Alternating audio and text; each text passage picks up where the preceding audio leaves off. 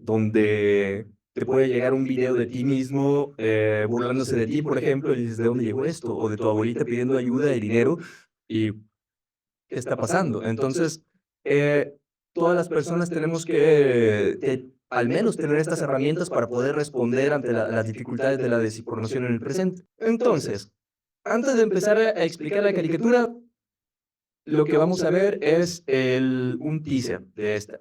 Este teaser lo hicimos porque no soy solo en este proyecto, yo lo inicié como autor y director, pero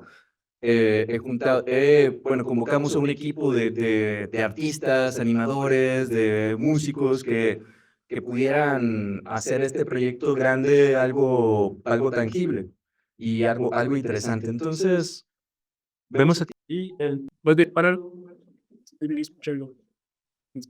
La técnica siempre ha sido una de las dificultades de las presentaciones. Ya. ¿Dónde está el sonido? Si no, lo pongo Nada con eso. ahí está. Biblioteca del cerebro desconocido. Ok, investigación. Dice, ayúdame tú. En lo que quieres saber. La respuesta de por qué. ¿Por qué? ¿Por qué? ¿Por qué? ¿Por qué? ¿Por qué? ¿Por qué? ¿Por qué? ¿Por qué? ¿Por qué qué? Desde el día que nací, tuve una sola cosa en la mente. ¿Por qué? ¿Por qué? ¿Por qué nací? ¿Por qué crecí? ¿Por qué me toca de aquí? ¿Por qué la luna? ¿Por qué soy? ¿Por qué me late el corazón? ¿Por qué? ¿Por qué? ¿Por qué? ¿Por qué es un hit? ¿Por qué dormir? ¿Por qué soñar? ¿Por qué es difícil despertar? ¿Por qué esperar que la verdad jamás se puede cuestionar? ¿Por qué? Torre Dogma. Doctor, necesito informarle que No necesitas informarme ni nada. Yo todo lo sé. Y lo que no sé, lo es. mis disculpas, doctor. Entonces no le contaré que detectamos una señal de cuestión. Y de eso era una me quiere el verdadero saco de cuestión. Sin lugar a dudas. Nada de dudas. Esa es la cuestión. Cuestión de mente. Y bueno, ese fue un esfuerzo de toda la gente que estaba ahí en los créditos que en marzo de 2022 hicimos, después de haber trabajado un año en el concepto de la serie. Ahora, después de haber hecho ese teaser, nosotros, bueno, he tenido mucha relación con Chile desde hace tiempo, que fui a vivir allá en el 2015, y postulamos a un fondo público del Consejo Nacional de Televisión chileno. Con este teaser fue adjudicado este fondo para hacer la primera temporada de 13 episodios de 22 minutos de Cuestión de Mente. Y todo desde el año pasado, 2023, y este año, y todavía un poquito del próximo, hemos estado trabajando en la primera temporada. Ya tenemos más del 60% de esto. Ahora, eso que hicimos fue en ese momento sin presupuesto. Ya después con presupuesto subamos a más de 40 personas en esto, muchos artistas, muchos animadores. Es un trabajo muy, muy fuerte el hacer una serie animada. Este tipo de leyendas del director que se queda a dormir debajo del escritorio para luego en la mañana otra vez despertarse y seguir trabajando, son ciertas. Es mucho trabajo porque también hay una responsabilidad en esto de hacerlo bien, que sea interesante, porque si no lo haces bien en la primera temporada, no hay segunda temporada. Entonces, por eso la primera temporada es la que requiere más esfuerzo. Les platico un poco acerca de Cuestión de Mente. Voy a compartir otra vez. Para los que han venido a las pláticas que di el martes y el jueves, les presenté Cerebral, que es la empresa con la que estoy haciendo, es mi empresa en Chile, que fundé con otros 2 socios y mediante la cual estamos haciendo este tipo de proyectos de series animadas. Ahora ya tenemos presencia también en México y en Francia. Entonces, Cuestión de Mente es nuestro primer proyecto. Tenemos más que todavía están en desarrollo. Pero básicamente lo que hacemos es entretenimiento inteligente. Solucionamos problemas de comunicación humana con entretenimiento y tecnología. Y bueno, sobre la serie. El concepto es el siguiente. Lo que ustedes vieron fue solamente, literalmente, un teaser, una probadita. Como retomando una analogía que usamos hace un rato en una plática, es como en Costco que te dan un quesito pequeño para que luego compres el gran queso. Y aquí la idea es la siguiente. Es una caricatura, Cuestión de Mente, sobre simultáneamente el cerebro y la mente. La parte del cerebro la vemos desde la neurociencia, todas las ciencias que tienen que ver con la anatomía del cerebro humano, y para eso nos aliamos con el Centro de Neurociencia de Valparaíso. Tuvimos a un neurocientífico en la sala de guionistas. Y, por ejemplo, ustedes pueden ver ahí en Ciudad Corteza, no pasa desapercibido que tiene la forma de un cerebro humano, de un corte sagital, donde tenemos el Monte Cerebelo, tenemos el auditorio de Ciudad Corteza, que corresponde a una de las partes del cerebro que procesan la parte auditiva. Tenemos la estación hipotálamo también, que corresponde a donde está el hipotálamo y que como es el hipotálamo pues un distribuidor de información y de neurotransmisores, es donde es parte del sistema de transporte de Ciudad Corteza. Tenemos la vía nigroestriada, tenemos un montón de información que presentamos ahí que nos permite poder hacer la serie sin ningún corte pedagógico. Es una serie totalmente llena de humor, de aventuras, de intriga, de canciones, y simplemente con el vocabulario que se utiliza y con las cosas que suceden ahí, las personas que ven la serie aprenden sin darse cuenta de ello. Ya una de mis fantasías es que alguna de las personas que vean esta serie lleguen a su examen de neuroanatomía y digan, es cierto, me acuerdo de cómo era Ciudad Corteza y por eso me sé las partes del cerebro. La parte aquí está, por ejemplo, donde pueden ver que se hizo un trabajo realmente muy, pues, bastante riguroso para poder corresponder todas las partes del cerebro con Ciudad Corteza. La parte de la mente la vemos desde la filosofía, la psicología, el arte y otro tipo de ciencias que estudian esta parte tan inacible del ser humano que es la mente. ¿Qué es eso? Muchas veces ni siquiera sabemos la diferencia entre cerebro y mente. Yo la descubrí hasta que llegué aquí a la facultad y me topé un libro en la biblioteca que decía el cerebro y la mente. ¿Y no es lo mismo? Pues no. Entonces, poder transmitir esta información a los pequeños de que hay una diferencia entre una cosa y otra, ya para mí es valiosísimo. Y ahora, en parte de lo que se trata. En Ciudad Corteza, en este lugar, los ciudadanos viven vigilados día y noche por los drones Lapsus y el gran ojo al tope de la torre Dogma, que es el que se ve ahí. Y ya conocimos al doctor Dogma y a sus drones Lapsus. Y en esa distopía nos encontramos con los protagonistas, que por lo menos al principio de la serie son tres: incógnita constante, Malespina y bucle algoritmo. El que se encuentran con un objeto misterioso llamado Cuestión, que es este aparatito, que es un objeto que estaba allí escondido en Ciudad Corteza y desactivado, y cuando se lo encuentran por casualidades de sus aventuras, este objeto neuroactivado por primera vez después de muchos años capta la atención del doctor Dogma que lo quiere. ¿Por qué? Porque Cuestión es, digamos que una inteligencia artificial que no lo sabe todo, simplemente está especializada en la empatía. Puede, mediante neuronas espejo, un sistema de neuronas espejo, saber qué es lo que está pasando en los seres alrededor que tienen neuronas y reproducirlo en sí mismo, de tal forma que puede saber lo que estamos pensando y compartirlo a los demás. Eso es. ¿Y por qué no lo quiere por qué lo quiere el doctor Dogma? Bueno, él tiene un imperio mediático con el cual quiere controlar la verdad. Y ahora aquí es donde vamos conociendo a los protagonistas de la historia, de Cuestión de Mente, que ellos son precisamente los antagonistas contra el doctor Dogma, porque son niños que preguntan. Eso es todo. Sí, en el teaser pudieron quizá, bueno, no es muy notorio porque no es algo que queremos hacer evidente al principio, pero Incógnita comienza su diálogo con ¿qué estás haciendo? Investigación, niña. ¿Por qué? Preguntas. Quizá pueda ayudarte. ¿Qué te investigas? Ayudarme tú. Bueno, empieza. Ella es la niña ¿qué? El niño ¿por qué? El niño ¿cuál? Ruidos, que desde música es la niña ¿cuándo? Rayas, que es la pintora, es la niña ¿dónde? Espacial. Frutilla algoritmo, hermano de bucle, es el niño ¿cuánto? Porque es especialista en matemáticas y lógica. Chasquilla, que ella es más práctica, es la niña ¿para qué? Y no les presento a otros dos que son el quién y y otra, bueno, no les presento a los otros porque van a aparecer hasta la segunda temporada y no puedo revelárselos en este momento, pero la idea es que cada uno corresponde a una pregunta y que ya en conjunto tienen esas preguntas definen su personalidad y pueden interactuar contra el Doctor Dogma de distintas maneras. Aquí está Incógnita, por ejemplo, que ella es más científica, ella quiere ser neurocientífica.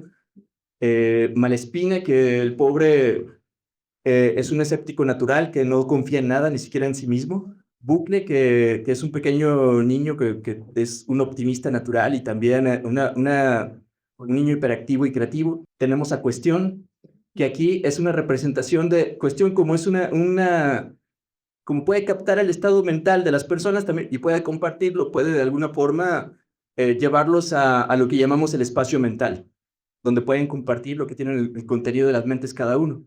Ahí está Cuestión en el estado mental, en el espacio mental con los 3 niños. Y tenemos al Dr. Dog, que pues él es una fantasía del ego, que no quiere tener control sobre todo y por supuesto, si quiere tener control, que no lo cuestionen. Las preguntas te pueden desbalancear, te quitan el control, te pueden derrumbarte todas las ideas, pueden hacer que todo tu mundo cambie radicalmente. Entonces, él es alérgico a ese tipo de preguntas. Su torre dogma. Y por supuesto, como él es el jefe de un imperio mediático, tenemos a otros antagonistas, por ejemplo, Madame Palacia, el señor Polémicas, Control, ahí está parte de Ciudad Corteza.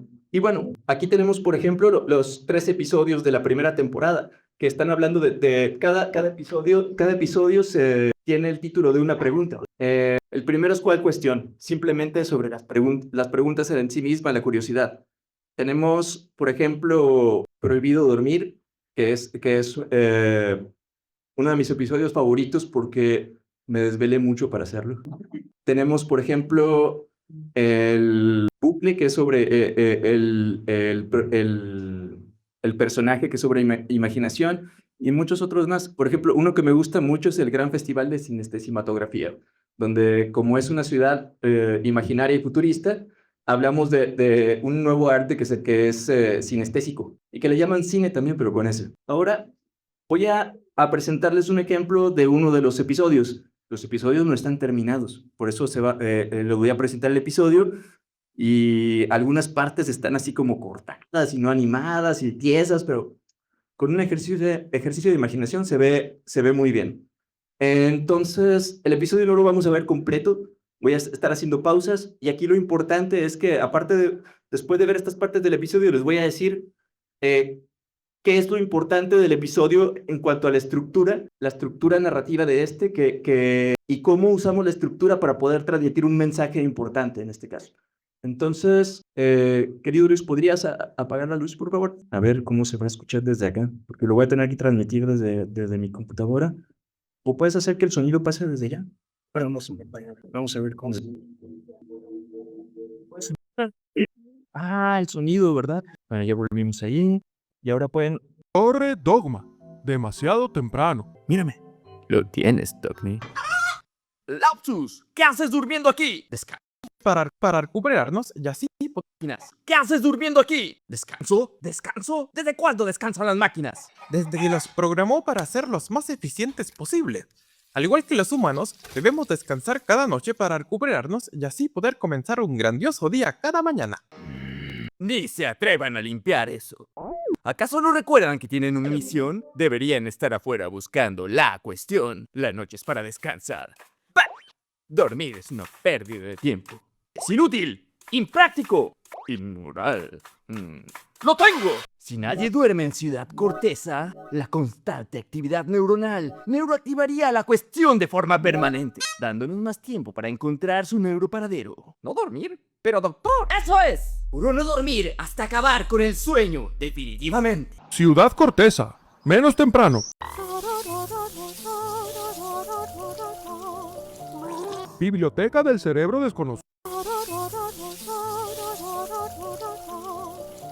Biblioteca del cerebro desconocido. Torre Dogma.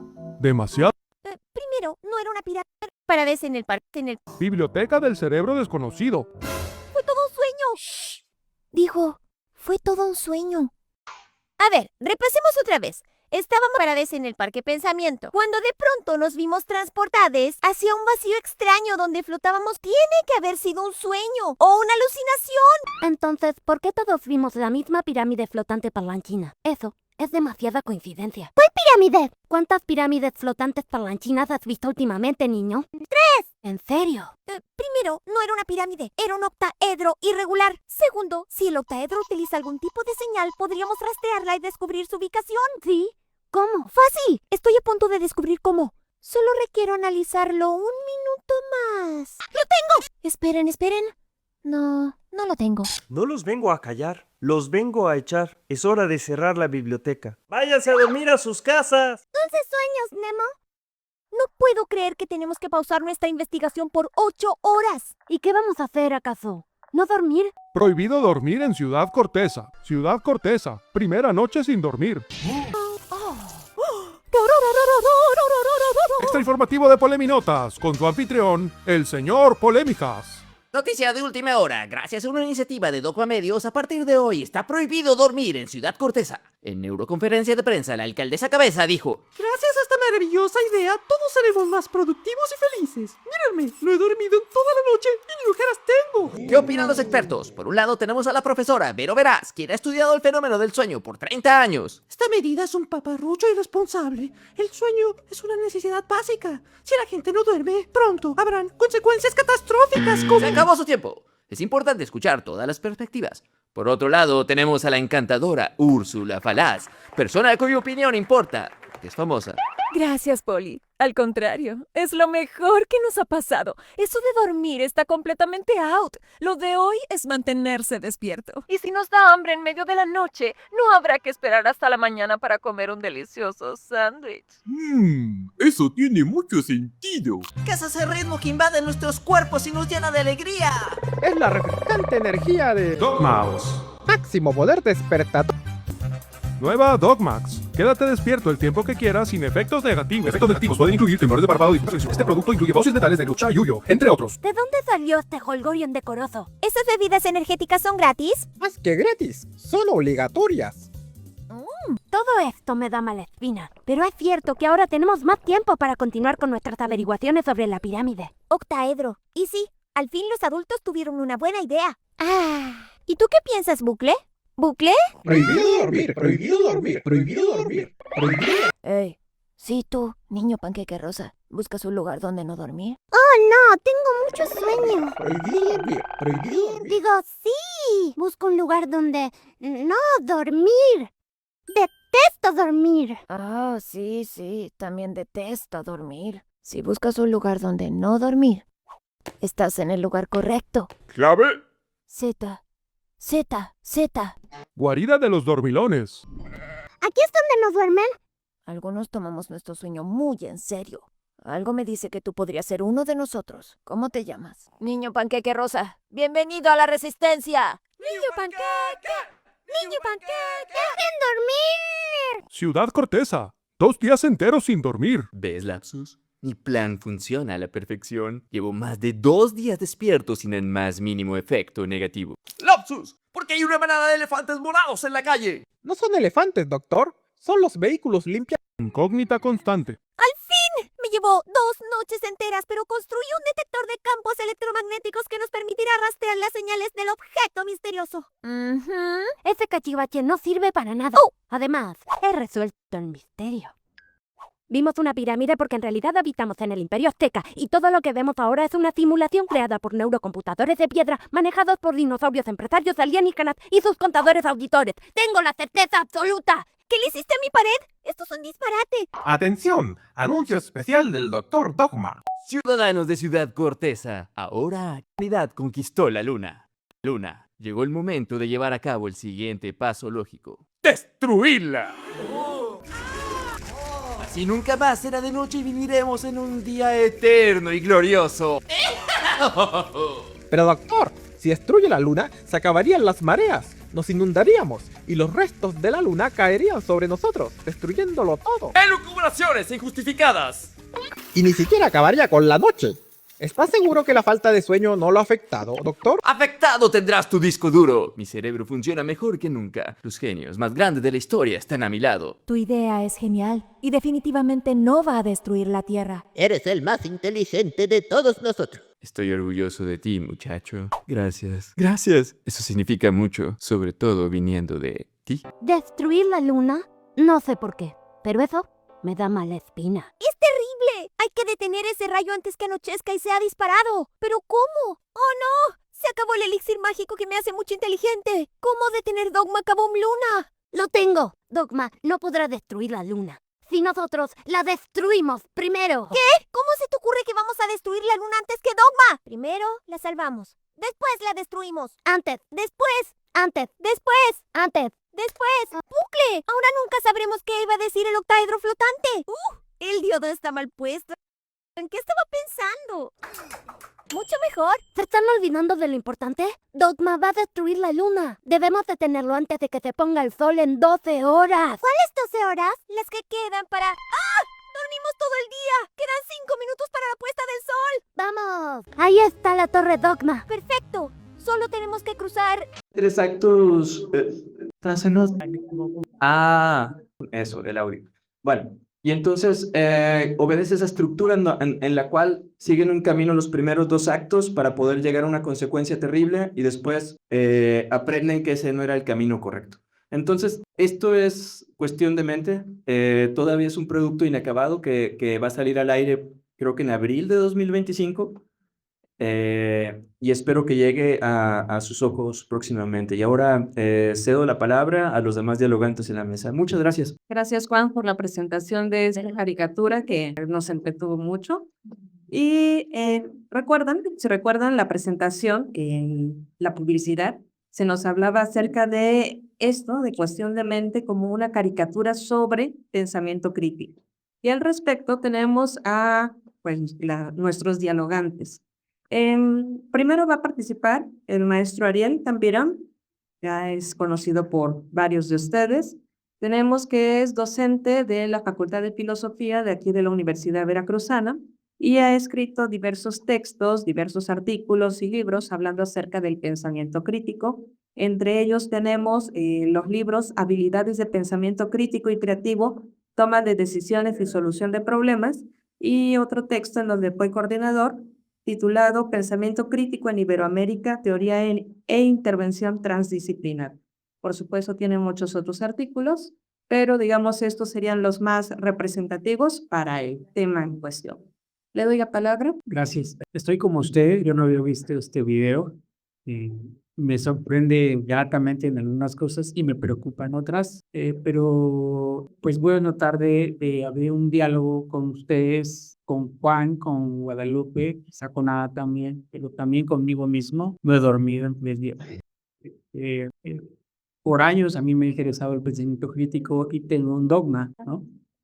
Y mi dogma es que el pensamiento crítico es propio de los adultos, propio por lo menos de cuando ha habido un desarrollo cognitivo, cuando nuestro cerebro ha madurado suficiente como para poder procesar información de una manera inteligente superior, no inteligente básica. Y bueno, digamos que estoy en la transición de quitarme el escepticismo prudente que siempre he tenido para pasarme un poco a la sospecha de que quizá a través de un entretenimiento inteligente como el que propone Juan, podamos tener acceso y prevenir una generación de niños que no sea mutilada, como muchos de nosotros nos pasó, que nos mutilaron no solamente que preguntáramos, sino incluso nos enseñaron a preguntar mal y a inferir mal.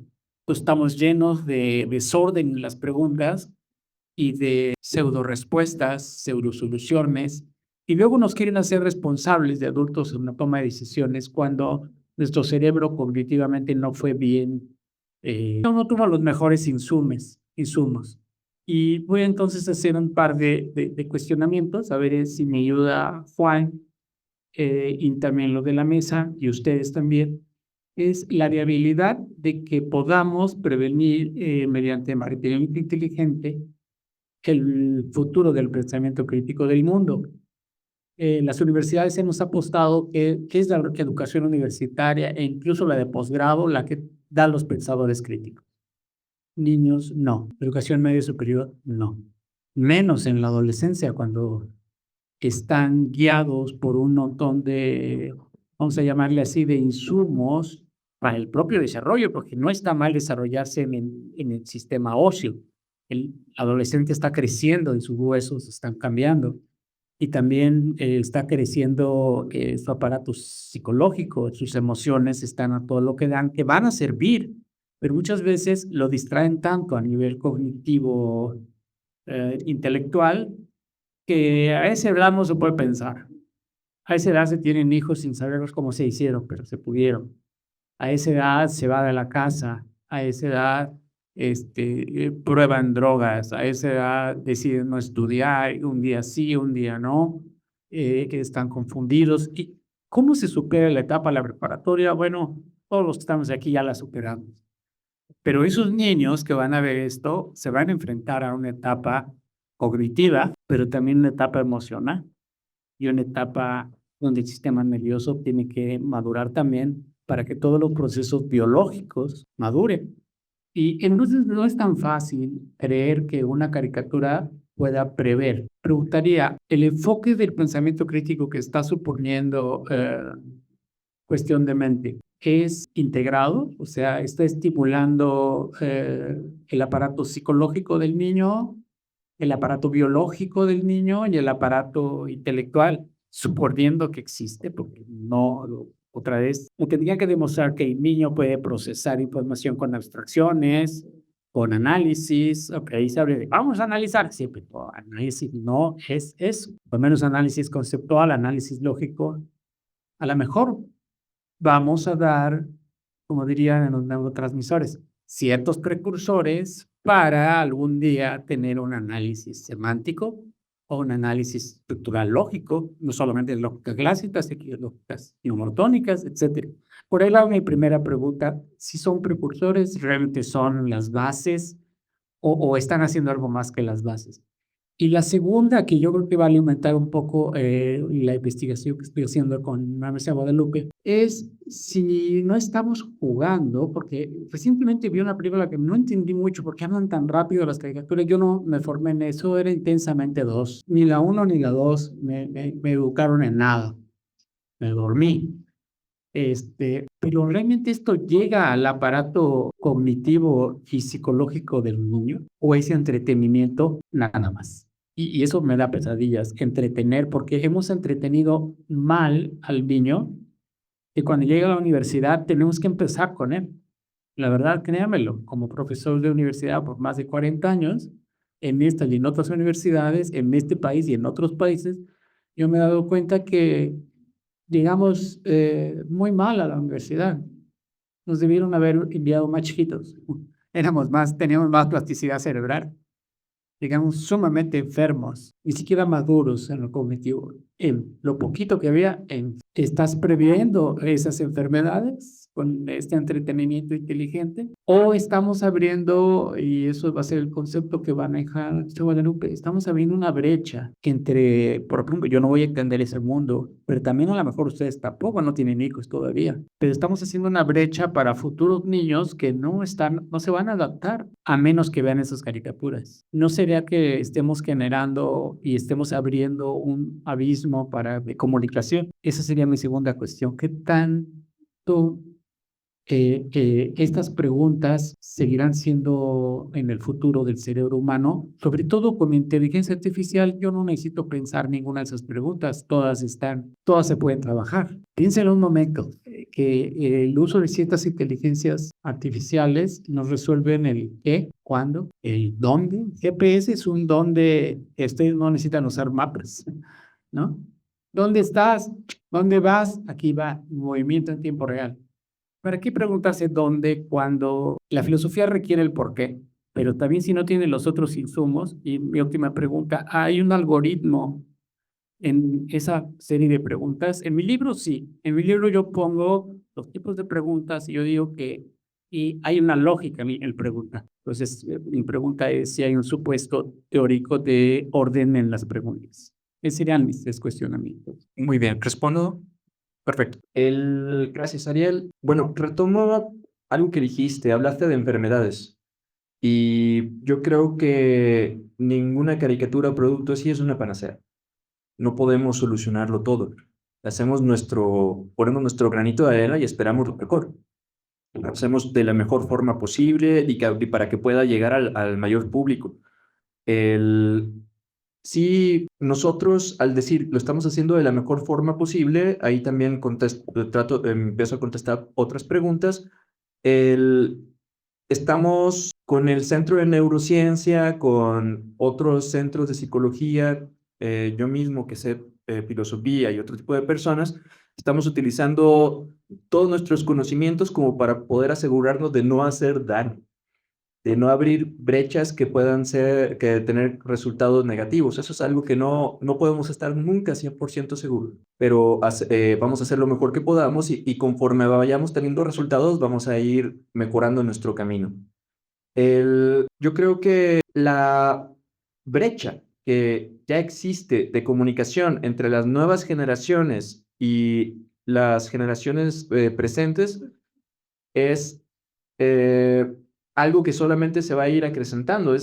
Cada vez, a medida que avanza la tecnología y los medios de comunicación, tenemos más distancia entre la manera en la que están viendo el mundo las nuevas generaciones. Entonces, esa brecha que ya presupongo que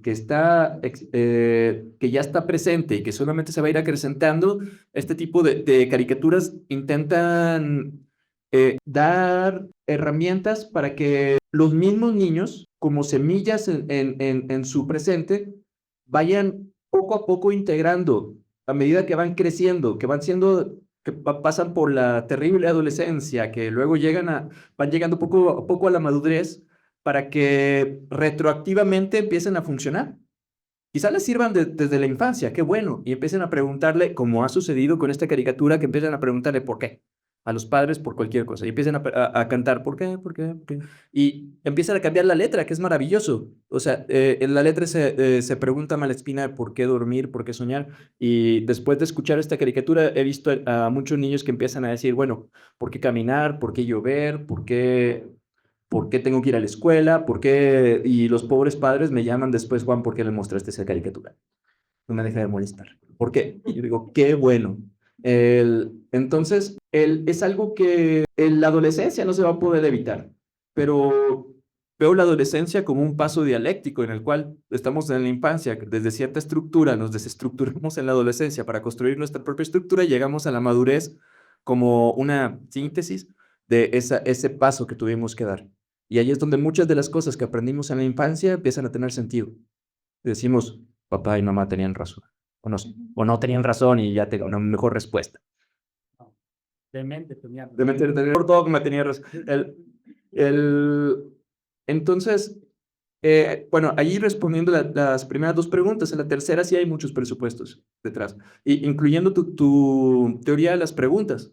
Hay preguntas procedimentales, hay preguntas que los preguntas en un camino. Te abren espacios cerebrales donde ya tenías una conexión neuronal y vamos a reintegrarla para hacer nuevas conexiones. Y cada pregunta te lo abre de distintas formas y si las combinas, puedes hacer maravillas, por supuesto. No es una pregunta sola.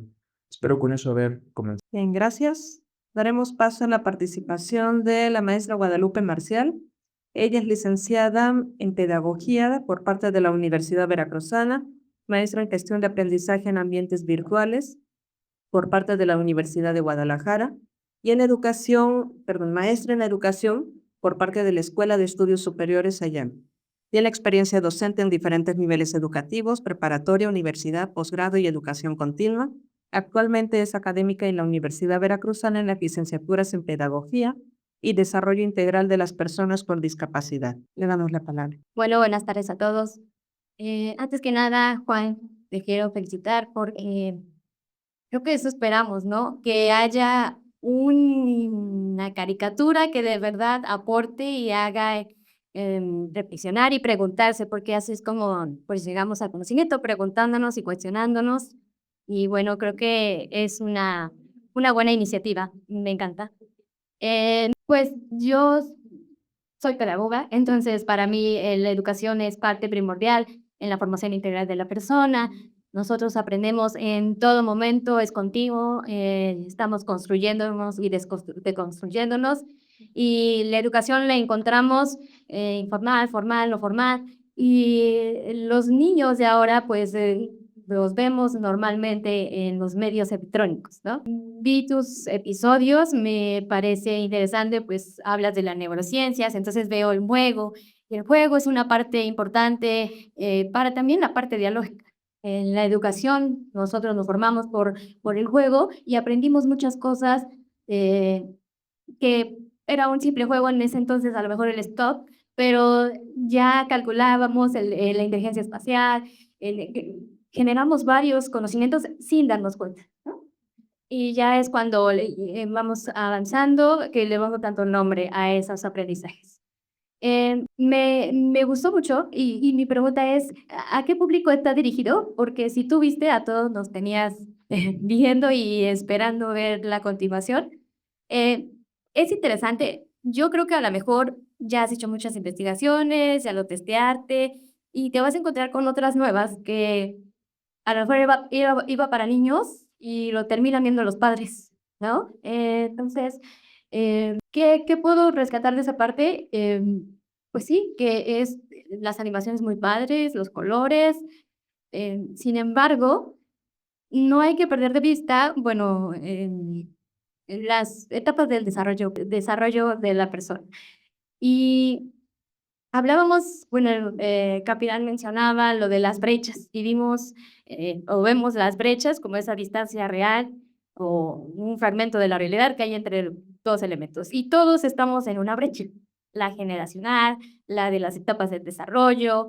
Y en esta, bueno, pues los niños tienen etapas y empiezan con la parte preoperacional y luego, bueno, antes de la abstracta, la operación formal. Ahí es donde me pregunto a qué edad está dirigido y si el niño va a tener la capacidad de hacer esa de significado de lo que ve. Y también tenemos otra parte, hay una diversidad, ¿no? Y creo que a través de los medios le estamos dando un poco más voz. Tenemos diversas capacidades, discapacidades. Nos vamos a encontrar que a lo mejor haya niños sordos, haya niños ciegos, pero también que haya el TEA, ¿no? El autismo y todos sus espectros. La parte de la dislexia, hay muchas cuestiones y entonces tienes razón, vamos a generar brechas, ¿no? Y no necesariamente hay que catalogarlas como algo que debemos eliminar, ¿no? Algunas son naturales, en la edad no pasa nada, ¿no? Solo nacimos antes o después, pero me interesa ver esta parte de hacia quién va dirigido. De verdad estamos integrando a todas el tipo de personas, no que tengan mis características y gustos, ¿no? Sino que en esta diversidad que hay. Y bueno, en ese sentido, por ejemplo, pues no sé, voy a poner un ejemplo porque estoy en desarrollo integral también y entonces veo la parte de la inclusión muy fuerte. Los niños, por ejemplo, con autismo no soportan los colores muy, muy llamativos, ¿no? Entonces, pero hay otros tipos de colores. Lo vemos y lo menciono por el tema de hacia quién va, quién lo estaría recibiendo. A lo mejor en un futuro estás pensando en la inclusión, a lo mejor irlo escalando.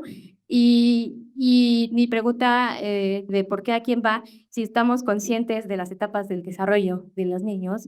Y tienes razón, una caricatura no va a solucionar todo. Yo trabajo con la lúdica también y entramos con las neurociencias. Por ejemplo, la canción del por qué la tengo en la cabeza y dudo que se me saca, pero tiene un sentido. Porque es entretenimiento, creatividad que produce neurotransmisores, que me hace sentir bien. Bueno, ahí va la lúdica y la lúdica pues están las caricaturas, todo el juego. Entonces, es cierto, no va a solucionar pero ¿cómo le vamos a ayudar a lograr la metacognición de lo que dijo? A lo mejor necesitamos, no digo que quedando cortos, pero y a lo mejor ya lo estás pensando y ya lo pensaste antes.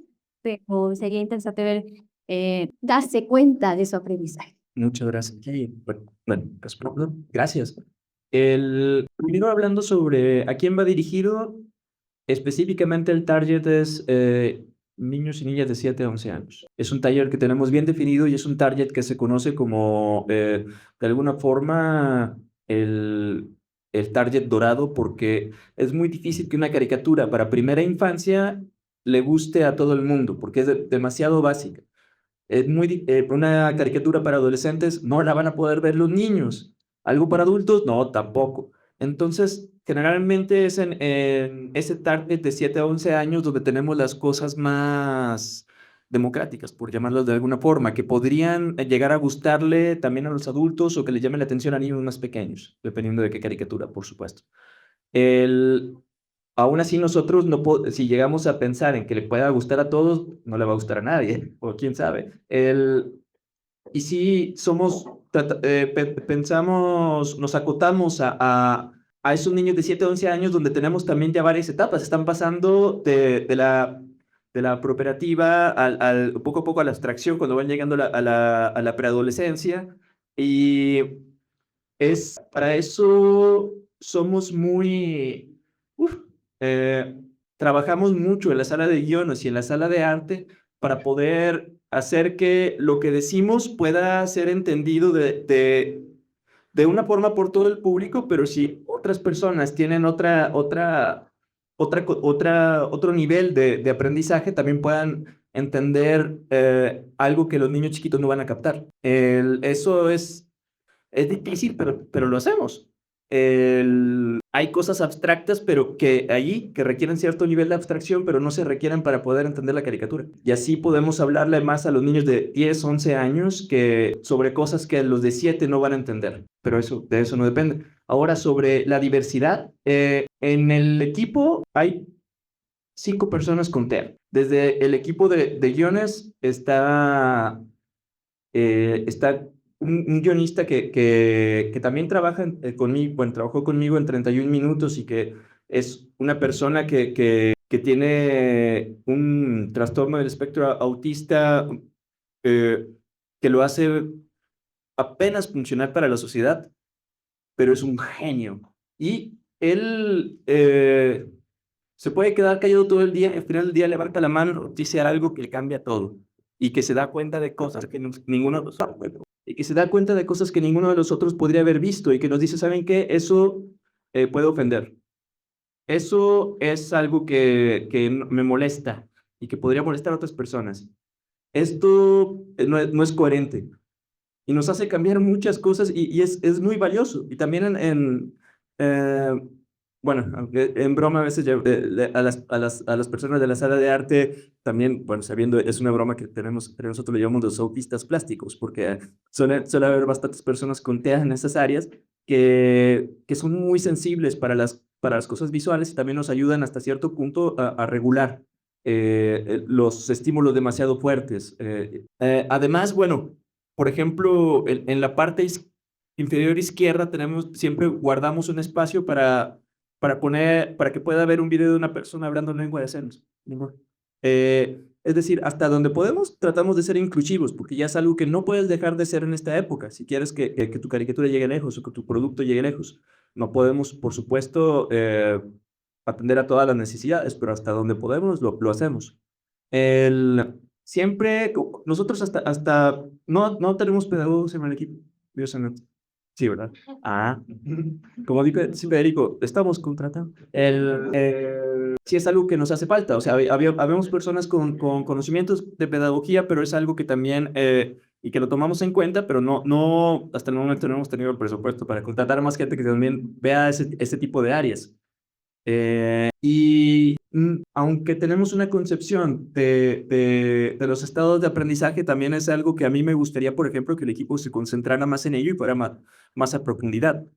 Porque de esta caricatura lo que esperamos es después hacer una spin-off que es de Booklet para primera infancia. Por ejemplo, El Mundo Según Booklet. Y ahí tienes un producto más pequeño, que es más sencillo, que le habla a otras infancias, y después hay un personaje que me gusta mucho, que no aparece ahí en esto, pero que hay varios adultos que también son protagonistas y algunos son antagonistas, como los que pusimos, el señor Polémica, de Madame Falacia, pero también están en los buenos. Está el bibliotecario que se llama mnemotecnio, que es una mnemotecnia para aprender, para saber qué es la mnemotecnia, que me gusta mucho. Pero también está, por ejemplo, la científica rebelde radical libre, que ella es una luchadora de los derechos de la ciencia y es una superhéroe que lucha contra el doctor Dogma de su lado y que está basada en Elva Elbakian, la persona que hizo Sci-Hub, una mujer rusa que tomó todos los papers del mundo que eran que el acceso era pagado y lo hizo público. Ya no puede volver a Rusia, pero tiene un valor al democratizar el conocimiento y queremos después hacer una caricatura para adolescentes sobre ella, sobre Radical Libre. Y en ese sentido también a poder hablarle a un público que sea mayor de 11 años. Y bueno, espero haber respondido. Bien, bueno, aprovecho y hago una pregunta yo. Bueno, ahorita que estaba escuchando, me surgió la pregunta de, ¿esta sería una caricatura educativa o no? Bueno, ¿a dónde voy? No sé, de repente yo la pensé como una caricatura educativa, pero al pensarla de esa forma, pues las caricaturas educativas van dirigidas a enseñar cuestiones específicas de conocimiento, ayudarles a asimilar a los niños algo en concreto. Pero entonces me surgió la pregunta de si esta tú la podrías catalogar como caricatura educativa o una caricatura sobre el pensamiento crítico. ¿Y cuál sería la diferencia? Muy interesante tu pregunta, Ana, porque ante el Consejo Nacional de Televisión chileno, sí es una caricatura educativa. Cuando la tratamos de vender a Netflix, Prime, lo que sea, no es una caricatura educativa, porque no la compran. Ellos lo que quieren es entretener. Si es educativo, hay un episodio de Garfield y sus amigos donde comenzaba Garfield y decía, el episodio de hoy va a ser educativo. No se vayan, no tan educativo. Eso es parte de la industria. Si la clasificas como educativo, solamente se la puedes vender a BBC Kids, a Discovery Kids y a cierto tipo de plataformas que están concentrados en tener productos que se definen de esa forma. Nosotros solamente nos definimos a conveniencia, cuando tenemos que ganarnos un fondo y que esos son los parámetros que tienen, pero yo le llamo a este tipo de caricaturas caballos de Troya. Tampoco puedo llamarle una caricatura sobre pensamiento crítico, porque no lo es. Transmite herramientas de pensamiento crítico. Es sobre el cerebro y la mente. Y bueno, esa sería la diferencia. Bien, gracias. ¿Quieren hacer alguna pregunta o abrimos? Bien, ¿alguien quiere hacer preguntas aquí en el...? Bien. Varios. Les pido, por favor, traten de plantear la pregunta de la manera más sintética posible. Primero, pues, muchas gracias por la presentación. Me surgió una inquietud con lo que mencionaste, Ariel, con el concepto de adultez, de ser adulto y hiciste pensar en tanto, ¿no? El concepto de una persona adulta que deje su niñez y su adolescencia y que empiece a pensar por sí solo, etcétera, ¿no? Entonces mi pregunta es esa, si en tu concepto de adultez, supongo que no, pero quisiera escuchar de qué se entiende cuando tú dices pensamiento crítico lo desarrolla un adulto, porque podríamos pensar en un adulto que a lo mejor no tenga pensamiento crítico, ¿no? Entonces, en tu concepto de adulto, o sea, ¿cuál es tu concepto de adulto?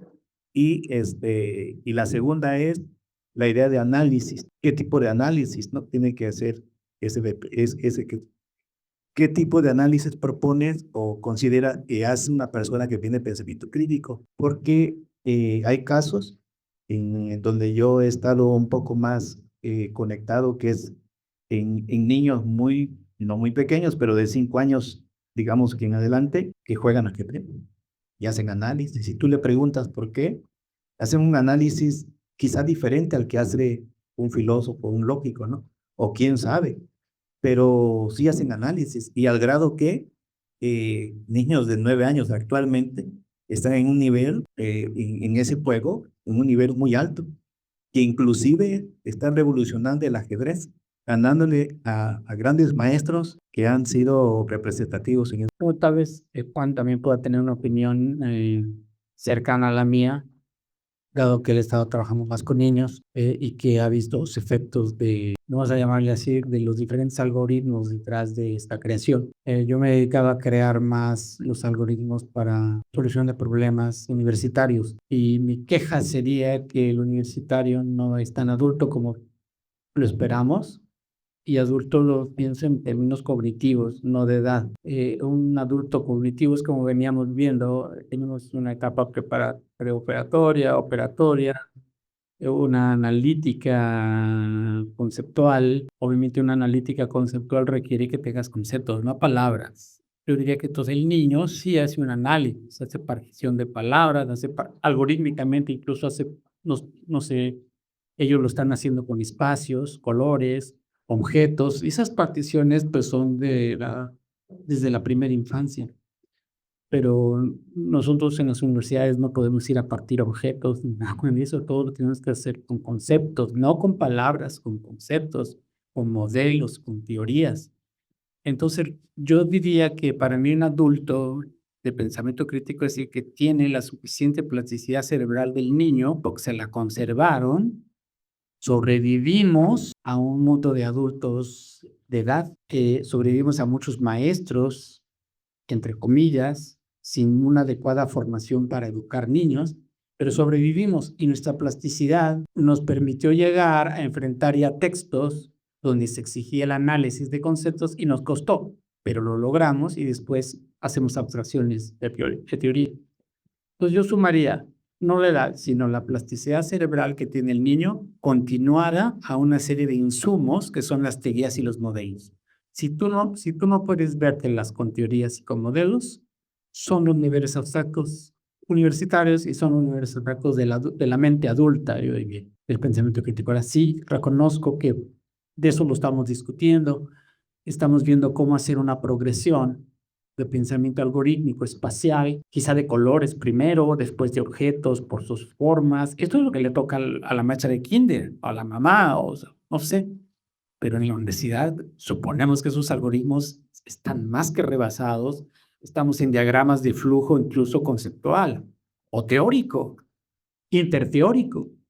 Eso es pensamiento crítico porque tenemos que solucionar problemas a alto nivel. Estos son, eso diría yo, pero sí estoy discutiendo. De hecho, el año pasado en un congreso internacional con Ana presentábamos la idea de que del pensamiento computacional en el sentido del pensamiento algorítmico estimábamos conveniente para ir escalando, para que los procesos lógicos básicos arribaran en preparatoria, si es que puede, a una lógica clásica, pero a veces ni así.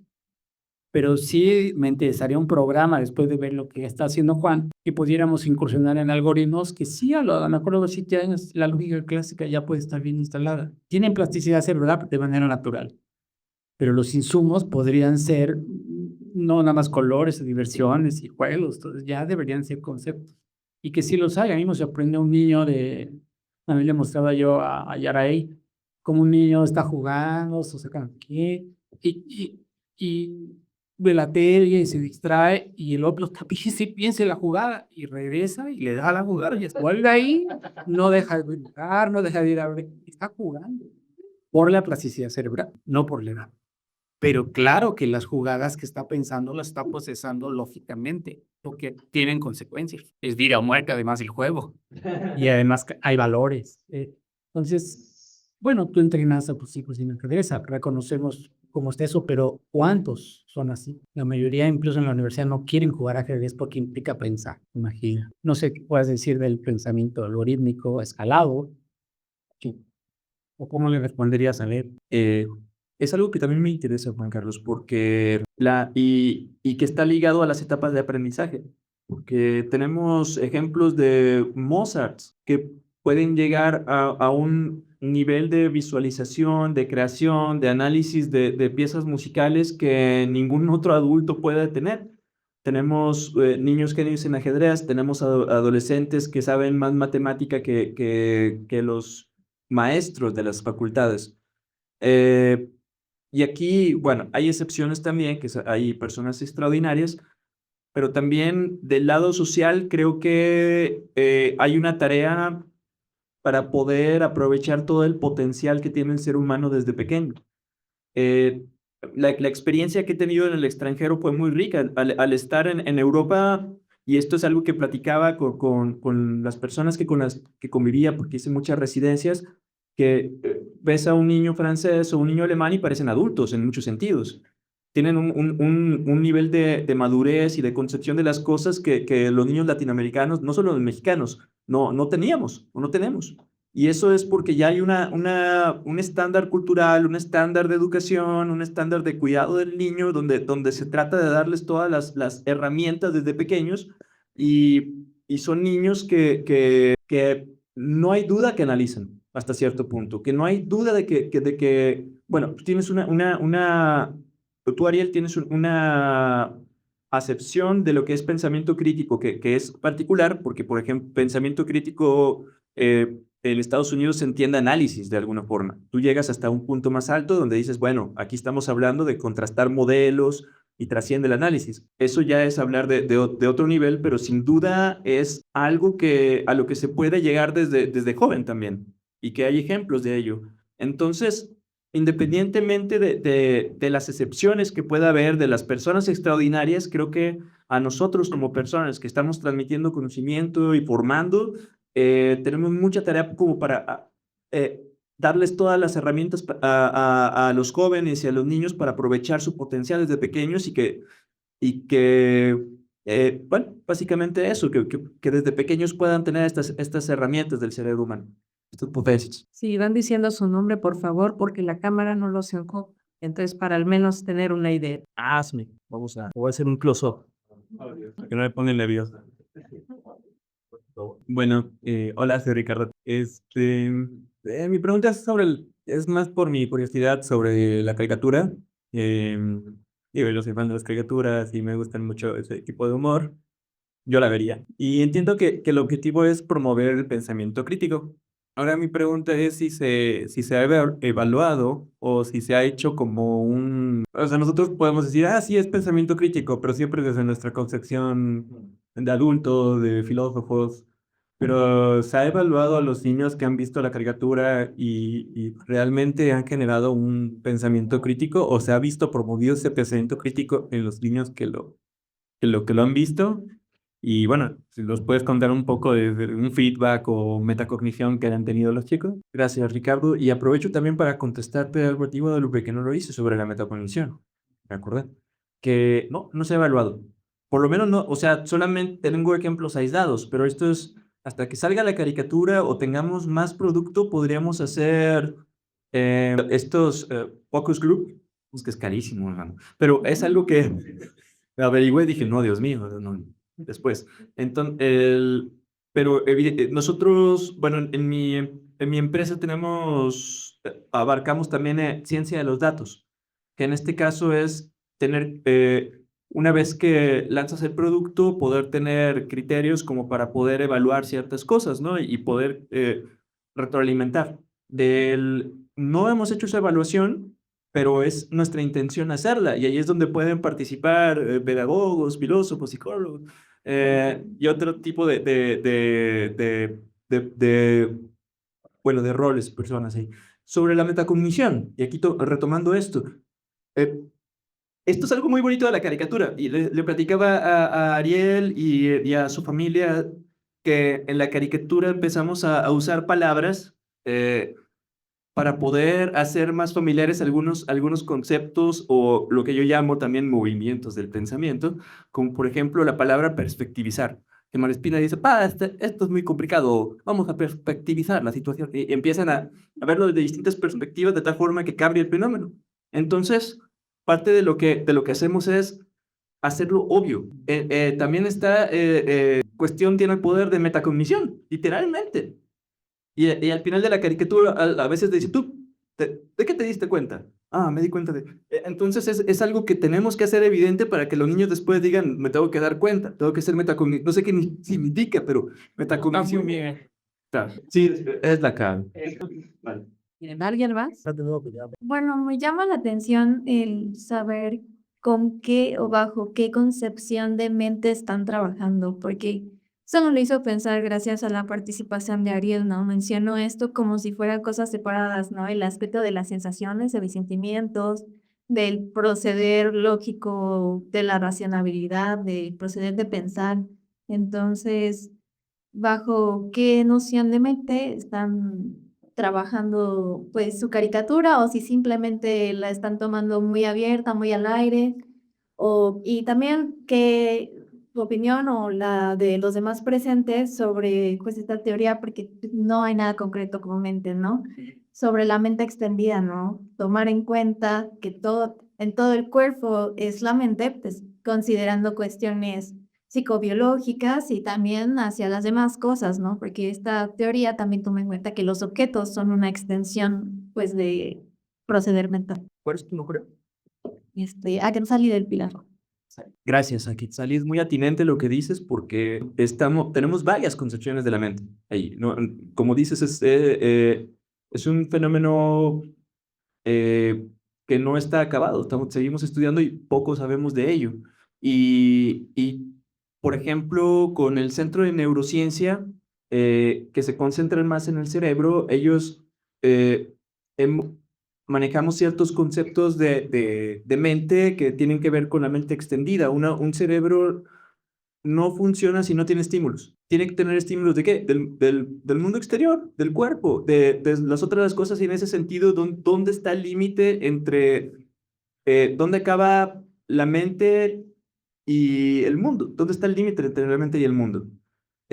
También ahí, o sea, siempre estamos abiertos a traer nuevas ideas. Tenemos esta perspectiva de que no estamos diciendo la verdad. Estamos haciendo nuestro mejor trabajo como para presentar modelos, compartir información, pero estamos abiertos a siempre traer nueva información. Y también, por ejemplo, un concepto de mente que me gusta mucho, que tiene que ver con la mente extendida, es la mente social. Que en este momento que estamos todos aquí, de alguna forma estamos compartiendo no solamente un estado mental, sino la información y el pensamiento, y dónde está acabando la mente de cada uno de nosotros y comienza la de los demás. Entonces, me gusta mucho tu pregunta porque me lleva mucho a la reflexión, y también es una reflexión que yo me voy a llevar a la sala de guionistas. A ver, ¿qué concepto de mente tenemos? Muchas gracias por ello. Mi primera gran formación, pues, cartesiana, y era la ruptura mente-cuerpo. Pero crecí en los 60s en esas corrientes, había muchas. Incluso hasta el fisicalismo se puso de moda en los 80s y desaparece la mente, solo hay cerebro. Mi concepto ya es posterior a Dennett y todos los fisicalistas que se empezaron a dar cuenta, sin irnos a los sistemas de John Searle, por ejemplo, que sí, todas siguen conservando algo de emergencia separada de todo lo orgánico. Creo que tienes razón, necesitamos tener un concepto unificado, integrado de cuerpo-mente. Y de hecho, el aterrizar al cerebro ya es el Einstein físico.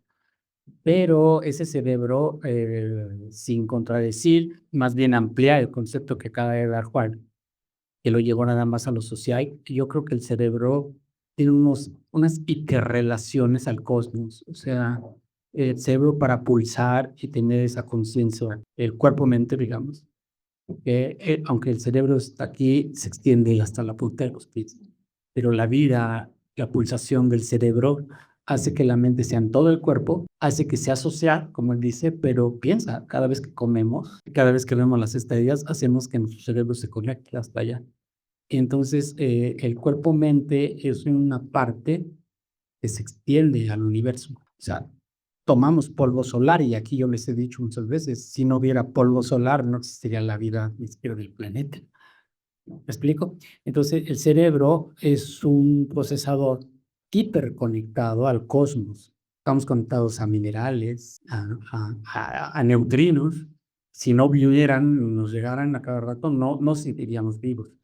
Entonces, yo creo que los conceptos más amigables de cuerpo-mente son los extendidos, son los orgánicos, son los psicobiológicos, para empezar aquí, pero biopsicosociales para explicarnos a los demás, pero también son cósmicos. Por eso hay que saber mucha física, mucha física. Y como diría una maestra de la Facultad de Astronomía, sí, muchos proyectos de sustentabilidad son de aquí, que es del agua, que es acá, y no voltean a ver las estrellas. Quizá ahí esté la respuesta, ¿no? Entonces yo extendería mi concepto más allá. Hablando de extender más allá, ¿puedo conectar algo? No, con esa extensión, yo ya. Claro, extendiéndonos, aparte de voltear a ver las estrellas, voltear a ver el suelo a veces, porque resulta que en el suelo, el subsuelo, por supuesto, las plantas y los hongos se transmiten con neurotransmisores.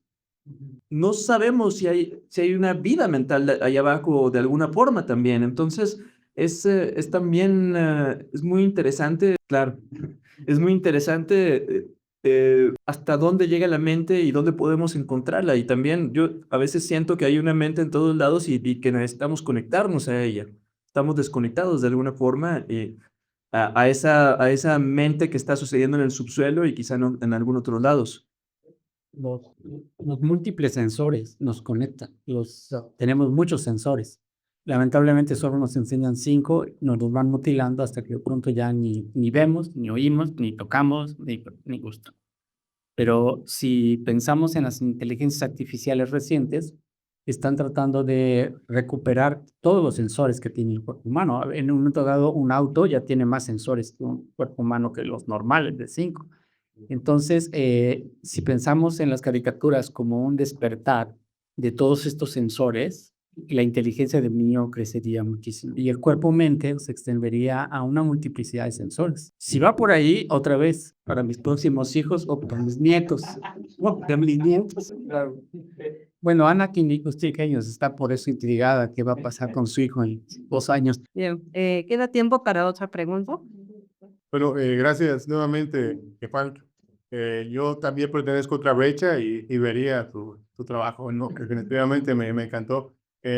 Hablabas de hermenéutica ayer y creo que abre muchos sentidos y muchas perspectivas y muchas formas de ver, ¿no? Me dice cosas que no le va a decir a un niño de 11 años y que no le va a decir a Ricardo, que sabe de animación, de otra clase de cuestiones, ¿no? Entonces, sí, pues, muy rico. Solo me preocupa una cosa, que tiene que ver más con la neurología que con la caricatura. Hay una situación sui generis ahí que tiene que ver con la existencia de los neuromitos, ¿no? No sé hasta qué punto pudieras ser incluso, sí, resolver neuromitos, pero generar otros, ¿no? De repente se volaron un tanto ahorita que yo digo, están en el límite del neuromito. Yo creo que puede generar, bueno, los neuromitos surgen por visiones sesgadas, por interpretaciones sin evidencia suficiente, ¿no? Por una serie de cuestiones. Incluso me acuerdo del protoproyecto de Ariel, bueno, en el 99 me dio clases de habilidades, ¿no? Que veíamos a Nagel, ¿no? Y esta cuestión del cerebro y 2 hemisferios y son neuromitos ahora, ¿no? Hace algunos años tomé un curso sobre estas modalidades de aprendizaje, ¿no? Y que si eres kinestésico o eres visual y son neuromitos, ¿no? Y la universidad invirtió millones en eso.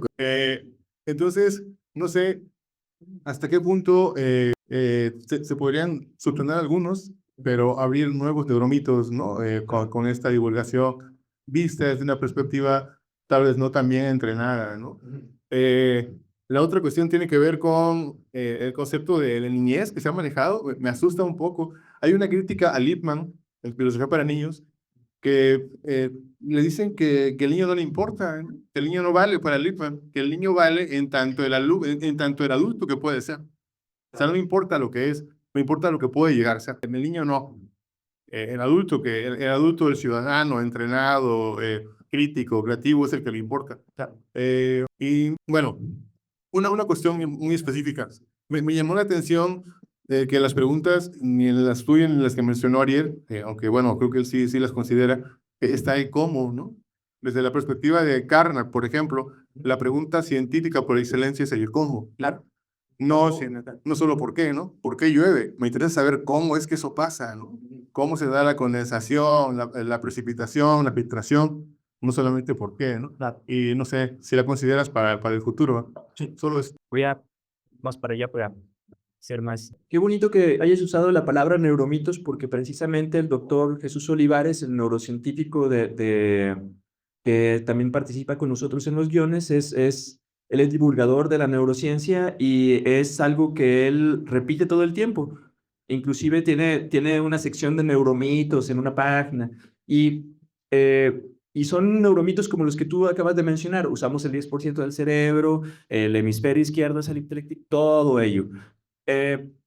Es algo que en el fondo tu pregunta tiene que ver mucho, creo, con las brechas, porque a ver, es inevitable tratar de subsanar brechas y se abren otras. Uno tiene que estar hacer un sistema que se retroalimente y estar continuamente subsanando y haciendo lo mejor que puedes, pero el tratar de solucionar problemas te va a traer otros, siempre. Sobre el concepto del niño, soy muy afortunado de haber, haber sido entrenado en el concepto de participación infantil, que en este caso es contrarrestar lo que literalmente es la infancia, que es no hables, es el que no habla, es el que no tiene fonía, que eso era el infante, no hables, tú ni siquiera no eres un adulto, no eres un humano, y los niños están aquí con nosotros, deben de participar de las decisiones, no son adultos en potencia, sino son seres existentes que tienen algo que decir. Y en ese sentido es algo que por lo menos desde la caricatura la cámara siempre está enfocada en los niños abajo. Los adultos se ven un poquito más arriba, pero la cámara está a su nivel. Y desde ese punto de vista nosotros estamos tratando de ver el mundo desde donde lo ven normalmente los pequeños. Y sobre... Ay, la tercera pregunta la olvidé. No, sí se olvidó. Bueno, la del cómo, por supuesto, el karma, procedimental. Sí, yo me equivoqué cuando dije que el personaje de la pregunta era, la pictora era dónde, ella es cómo. Y la niña dónde no está ahí, porque ¿dónde está? Y precisamente, pero sí es para mí es la pregunta del procedimiento, la pregunta del cómo se hacen las cosas, la pregunta de la línea de producción, de cómo llegamos de A a B. Entonces, es súper importante. Tiene que ver con los algoritmos, porque no hablas. Bien, algoritmos. Bueno, del pensamiento algorítmico, porque es algo que hemos estado hablando en estos grupos toda esta semana, de la importancia del pensamiento algorítmico es el procedimiento también para poder lograr algo que es muy importante en esta época de la inteligencia artificial, porque para hacer un prompt, para darle una instrucción a una inteligencia artificial, no necesariamente necesitamos saber programar, pero tenemos que saber cómo darle una instrucción a una inteligencia artificial para que y construirlo algorítmicamente. Si sabes programar o sabes cómo funciona un lenguaje de programación, es más fácil que puedas obtener el resultado que quieres de una inteligencia artificial. Entonces, no es menor empezar a integrarnos en este tipo de pensamiento que requiere otro tipo de orden de las cosas para después nosotros pedirle a las inteligencias artificiales que hagan lo que nosotros deseamos que hagan y no someternos a ver qué hagan. Si había pensamiento algorítmico en la realidad. Sí, la respuesta es, ¿hay pensamiento algorítmico en la caricatura? Sí, porque también hacen planes los niños, por ejemplo. Primero vamos a hacer esto, y después esto, y después esto. Si sucede esto, entonces vamos a tener que hacer esto. Y es algo que incorporamos cada vez que podemos de alguna forma. Bien, se nos terminó el tiempo. Agradecemos la participación de todos y si tienen dudas, supongo que Juan estará.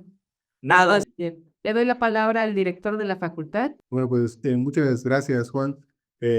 Realmente fueron 3 días, 4 actividades muy constructivas. Nos abriste un panorama interesante, ¿no? Para utilizar la expresión de Ariel. Le puso picante al asunto, ¿no? Pero eso nos gusta mucho por acá. Al final, pues no te esperábamos por acá, hubo mucha premura, ¿no? Pero aún así creo que lo que nosotros nos quedamos es demasiado y espero que haya una próxima ocasión para, pues, tratarte como se me dice una persona como tú, ¿no? Esperamos que estés por acá. Muchas gracias por todo y bueno, sabes que es tu casa y eres bienvenido de nuevo cuando gustes. Y por supuesto estamos en contacto, ¿no? Porque creo que es el inicio de algo apenas, ¿no? Es el inicio. Pues sí, muchas gracias y un aplauso, por favor, para...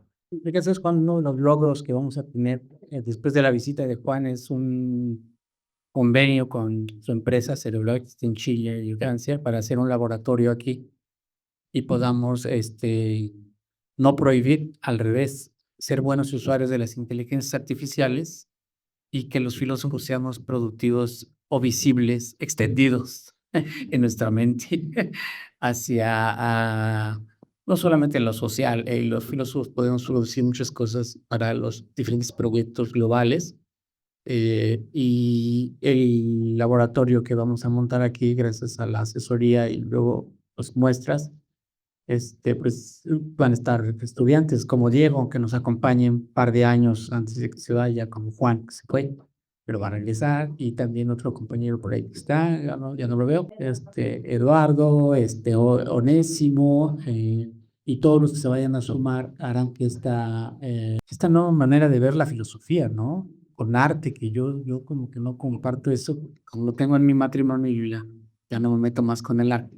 Digamos que dedica la otra mitad en mi casa, pero sí que me han modificado algunas cosas, y qué bueno, porque sembré quizá mal en ti algunas cosas, pero también sembré algunas buenas, y coincido en que darnos cuenta es la clave. ¿Te cerramos? Bien, muchas gracias a todos y espero que estén presentes en la siguiente mesa de diálogo que pueda haber. Gracias. En octubre.